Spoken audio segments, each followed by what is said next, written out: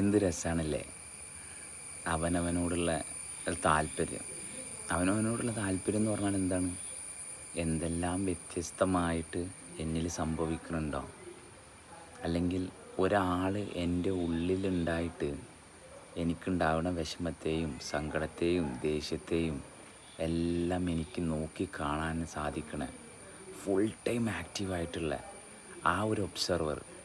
അത് ഞാൻ തീരുമാനങ്ങളെടുത്ത് ഞാൻ മടി പിടിച്ച് എനിക്ക് പല രോഗങ്ങളാണ്, അസുഖങ്ങളാണ്, അല്ലെങ്കിൽ ഞാൻ പല കാര്യങ്ങളുടെ ഫോളോവറാണ് എന്ന് പറയുമ്പോഴും ഇതൊന്നുമല്ല.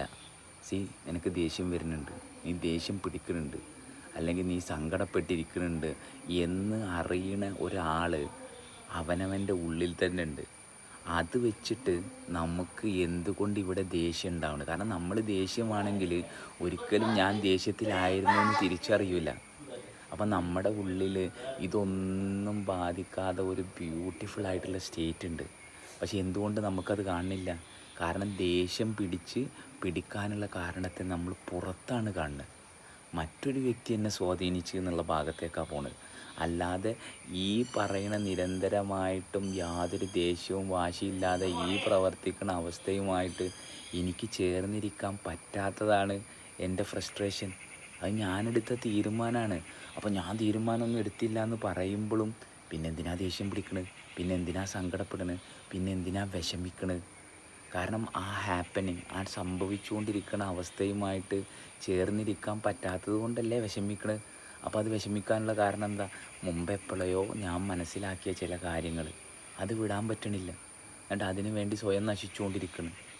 എന്തുകൊണ്ടാണ്? അതും ആരുടെയും കുറ്റമല്ല. കാരണം ഈ സൊസൈറ്റി അങ്ങനെയുള്ളൊരു ശരീരമാണ് നമുക്ക് ഉണ്ടാക്കി തന്നിരിക്കുന്നത്, അല്ലെങ്കിൽ നമ്മൾ വളർന്നു വന്ന സാഹചര്യങ്ങൾ അങ്ങനെയാണ്. പക്ഷേ this is the time for you to rebuild or recreate or redefine. കാരണം ആ ഉള്ളിൽ കാണുന്ന ആ സത്വത്തെ അല്ലെങ്കിൽ ആ സ്വരൂപത്തെ ഉപയോഗിച്ചിട്ട് ഈ ശരീരത്തെ ക്ലെൻസ് ചെയ്തെടുക്കുമ്പോൾ പിന്നെ എവിടെയാണ് രോഗം, എവിടെയാണ് പ്രോബ്ലം? ആരുടെ അടുത്ത് നിന്ന് എന്താ കിട്ടേണ്ടത് നമുക്ക്? കാരണം എന്തെങ്കിലും കിട്ടണമെന്ന് വിചാരിച്ച് ചെയ്യുന്ന എല്ലാ കാര്യങ്ങളും അഹങ്കാരം. അതിന് ഈ പേരിട്ട് വിളിക്കുമ്പം നമ്മളപ്പം തന്നെ ഇത് കേൾക്കില്ല. കാരണം എന്താ? ഒരാൾ എൻ്റെ അഹങ്കാരിയായിട്ട് പറയണത്. പക്ഷെ ഒന്ന് ഫോക്കസ് ചെയ്ത് നോക്കുക.